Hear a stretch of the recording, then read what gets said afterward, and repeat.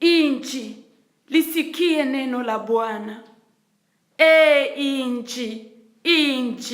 Inji, lisikie neno la Bwana. Ni katika kitabu cha Yeremia sura 22 mstari wa 29. Ndugu yangu, mama, baba, dada, kaka, usikiapo neno la Mungu, usifanye moyo kuwa mgumu, kuwa mzito. Usijipatie masheria. Neno la Bwana linapokuja, tafadhali uyafungue masikio yako. Roho Mtakatifu akuwezeshe upate kulisikia neno la Bwana.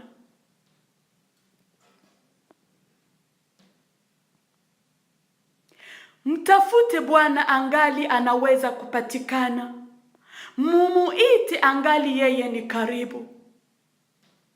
Mtafute Bwana angali anaweza kupatikana. Mumuite angali yeye ni karibu. Katika kitabu cha Isaya sura 55 mstari wa 6. Ndugu yangu, ungali na neema ya kuwa hai. Ungali na neema, ungali na pumzi. Mtafute Bwana maadamu anapatikana. Maadamu angali kwenye kiti cha neema. Maadamu ukiomba, ukimuita anakusikia. Ukitubu anakusamehe. Mtafute Bwana. Tafuta uso wa Bwana kabla haijakuwa mwisho. Mungu atusaidie sana. Mpendwa, utakuwa wapi milele? Hii ni swali kwako. Leo tarehe 1 mwezi wa kwanza mwaka wa 2016, mwanzo wa mwaka, neno la Mungu linakuja kwako leo kukuambia utakuwa wapi milele. Ni maneno mazito sana, lakini kama Bwana anapenda uyasikie, ni sababu anakupenda.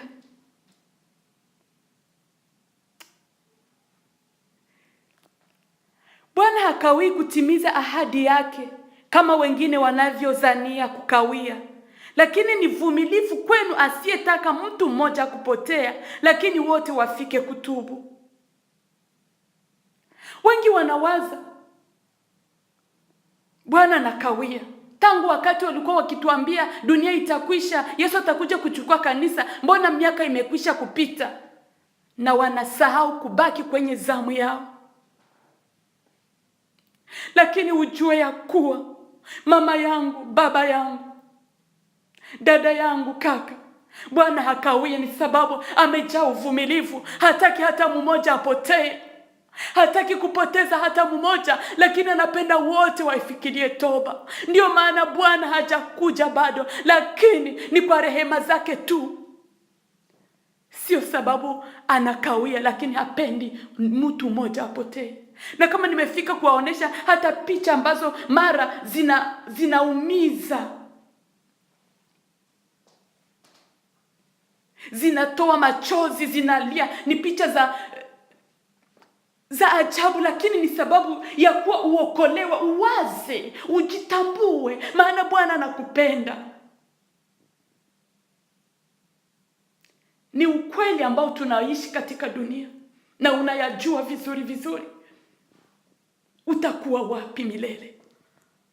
Ujiulize, je, uko tayari Bwana Yesu akija leo? Je, uko tayari kunyakuliwa? Je, ukifa leo ndugu yangu, je, uko tayari kukutanana na Bwana wa majeshi? Utakuwa wapi milele?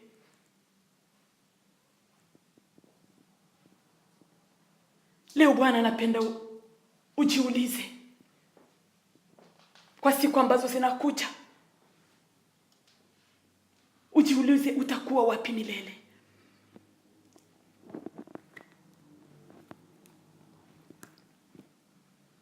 Hakawii kama vile wewe unawaza anakawia. Katika kitabu cha Petro wa pili sura 3 mstari wa 9. Hayo maneno yanaonekana katika kitabu cha Mhubiri sura 12 mstari wa 1 mpaka wa 7.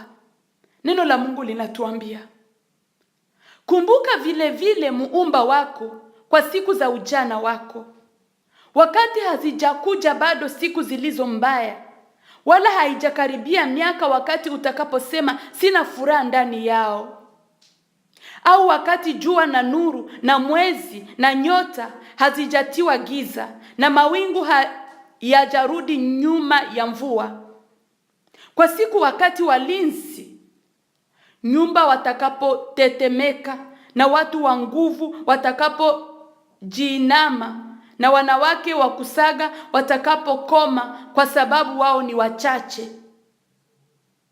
Nao wanaoangalia toka dirisha watatiwa giza, na milango itafungwa njiani wakati sauti ya kusaga ni ndogo, na mtu atashituka kwa sauti ya ndege, na binti zote za kuimba watapunguzwa.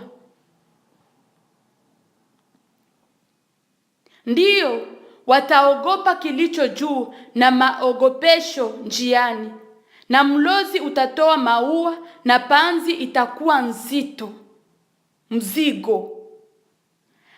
Na hamu haina nguvu tena, kwa sababu mtu anakwenda kwa nyumba yake ya milele, na waombolezi wanazunguka njiani. Nitarudilia hiyo mstari. Na hamu haina nguvu tena, kwa sababu mtu anakwenda kwa nyumba yake ya milele, na waombolezi wanazunguka njiani. Wakati kamba ya fedha isija katika bado, wala bakuli la dhahabu kuvunjika, au mtungi kuvunjika kwa kisima, au gurudumu kuvunjika kwa birika. Na mavumbi yanarudi kwa nchi kama yalivyokuwa, na roho inarudi kwa Mungu ambaye aliitoa. Mungu atusaidie. Mungu atusaidie.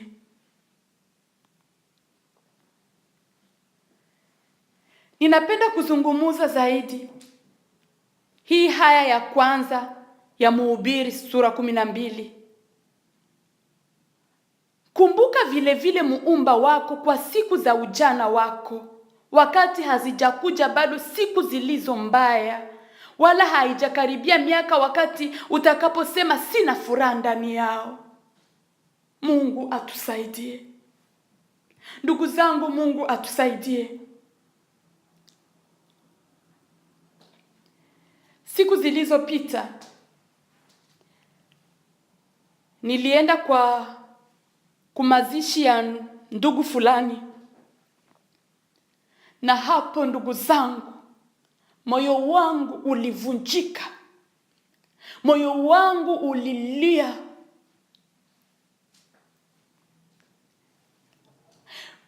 Mambo ambayo Mungu ananionyesha katika maisha, sio katika ndoto, sio katika kuwaza, hapana, lakini nayaona kwa macho ya mwili. Ndugu zangu, moyo uliniluma, moyo ulivunjika, nguvu zikaniishia. Hapa mnaponiona nimezungukwa na maua.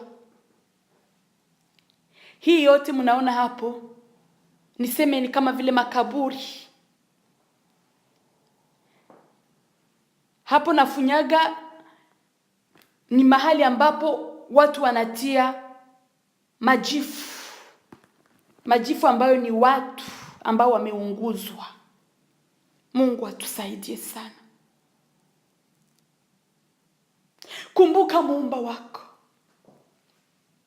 wakati ungali na nguvu, wakati ungali hai. Tenda mambo mazuri, tenda mema wakati siku mbaya haijafika, wakati siku ya giza haijafika. Kumbuka muumba wako ungali na akili, ungali na nguvu, ungali na bidii, ungali na juhudi. Kumbuka aliyekuumba, kumbuka aliyekufia msalabani. Nitaeleza baadaye. tuendelee. Mungu atusaidie sana. Haya ya 7 kwa hii Mhubiri tu 12. Na mavumbi yanarudi kwa nchi kama yalivyokuwa, na roho inarudi kwa Mungu ambaye aliitoa. Haya mnayoyaona hapa ni majifu ambayo ni watu waliolunguziwa, na muda wa siku, miaka inapita, inageuka kwa tu udongo. Mungu atusaidie sana. Nilipofika, huyo ndugu walifanya kama vile niseme ceremony, gisi wanafanyaka gisi ya mbele ya kuzika watu ambao watalunguzwa. Walimutia hapo, watu wa jamaa wakasema, kitu kilicho niumiza ni kwamba tangu mwanzo mpaka mwisho hakuna hata saa moja nilisikia jina la Yesu linasemewa. Hata saa moja jina la Mungu linasemewa. Moyo ukaniuma, nikasema, Mungu, mbona mataifa wanapotea? Yesu.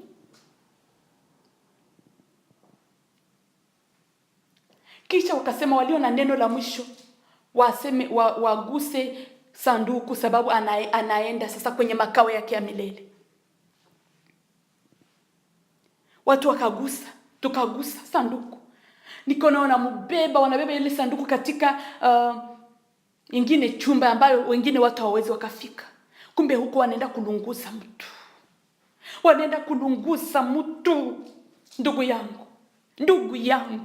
Ndugu yangu, sikiliza neno la Mungu. Sikia neno la Bwana, shuka mbele ya Mungu.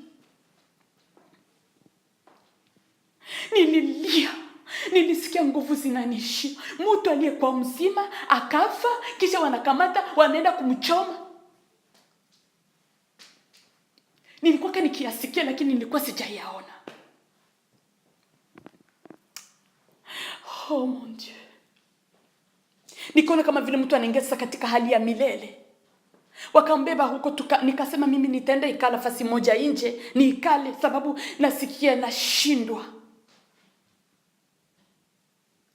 Nilipofika hapo nje, nikaona kundi moja ya watu inakuja. Watu fulani wanakuja, na mwingine iko pale mbele, iko na kitu kama vile tuseme termose, chombo fulani kama vile termos.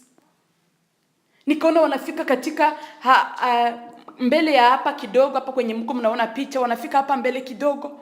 Akakamata ile termose, akamwanga majifu yaliyokuwa ndani. Mtu ambaye alikuwa mzima, mtu mkubwa, wala mtu tu, lakini banamuleta katika kitu kama vile termose, ndugu zangu, kama vile mkebe. Mtu wanamutia mkebe, kisha wanamutia kwenye majifu, kwenye majani. Ndugu zangu, nguvu ilinishia. Nikasema, ni nini hii Mungu? Ni mambo gani hii unatafuta kunionesha Baba? Kisha wakamaliza, wakarudia, watu wakatupa maua.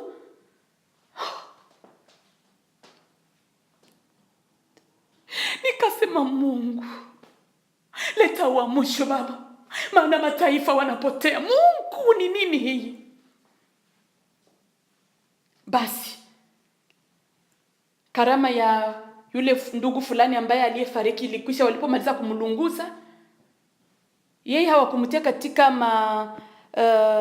budongo hii, katika majani, lakini walimbeba kwenye, tuseme kwenye makaburi, wakambeba hapo. Walipofungua gari, mtu ambaye tulienda na sanduku kubwa, walipofungua gari, walikamata kitu kama vile mkebe, naye mtu ambaye ulikuwa ukiona ukijua bana mtia katika mkebe. Hapana, nilisikia nini. Wakamkamata, wakamtia katika tundu. Ndugu zangu, na mengine siyaeleze hapa. Ni ajabu mambo niliyoyaishi Ni ajabu mambo niliyoyaishi katika siku zilizopita. Kasema Mungu, mbona mwanadamu anapashwa kazikwa mzima gisi alivyo mtu? Sababu nakumbuka Bwana Yesu alipoenda kufufua Lazaro, alisema Lazaro toka nje, na Lazaro akatoka. Walikuwa wakimtia katika kaburi, alikuwa hakulunguziwa na wengine wengi. Namuona Yusufu alisema mtakaporudi mbebe mifupa yangu, lakini nilipoona watu wanaanza kulunguziwa na wangali hapa, nikasema Mungu, ni nini haya uko nanionyesha? Mungu atusaidie sana. Ndugu zangu, ni wakati wa kujiandaa. Ni wakati wa kujiandaa. Kumbuka muumba wako. Kumbuka muumba wako ngali wanasikia neno la Mungu. Kumbuka muumba wako, wainjilisi wangali wanakuhubiri, wachungaji wangali wanakuhubiri. Kumbuka muumba wako ngali na Biblia, ungali unaweza ukasoma Biblia. Kumbuka muumba wako, soma na kutafakari, utii neno la Mungu, shika neno la Mungu. Maana dunia imechafuka, dunia imeharibika, mambo machafu yako katika dunia. Jifiche ndani ya damu ya Yesu. Jifiche.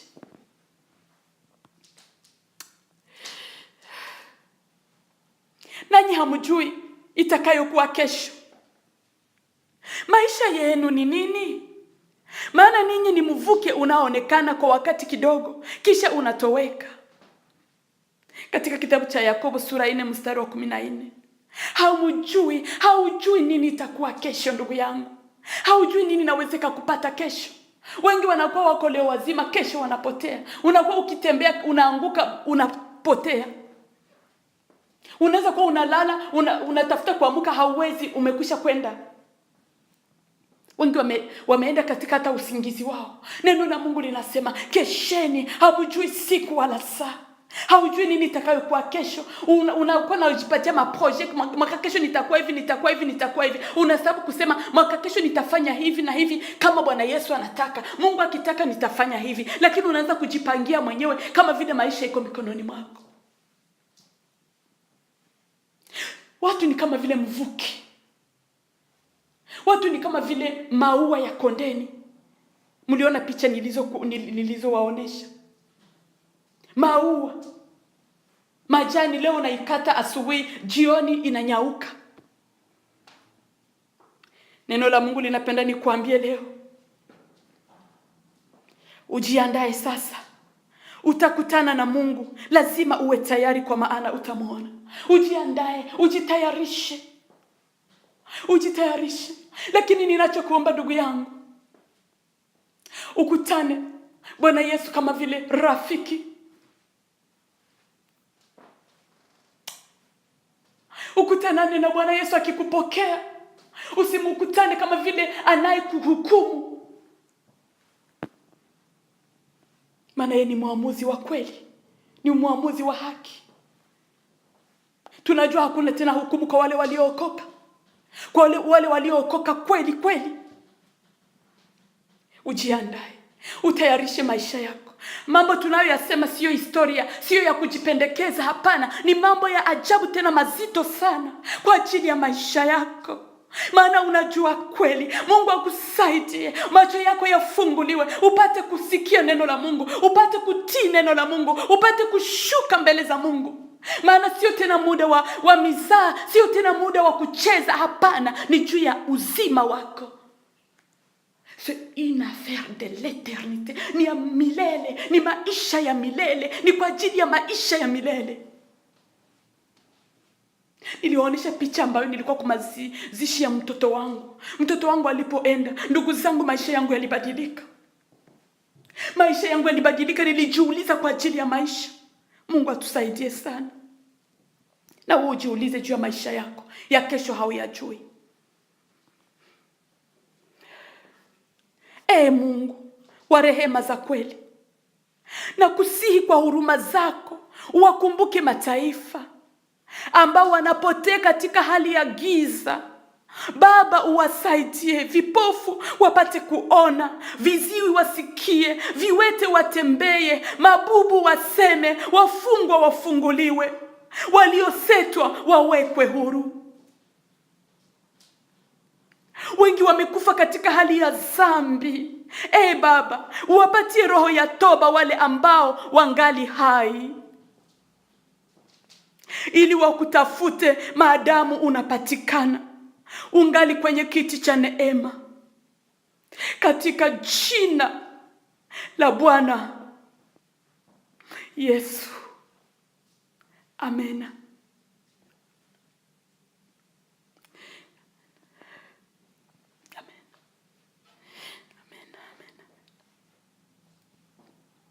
Ujumbe huu ni wa kwako ndugu yangu.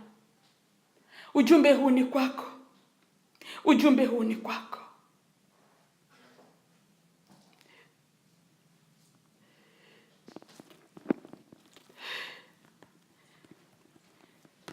Tumefikia kusema mambo haya sababu tumeona mengi sana.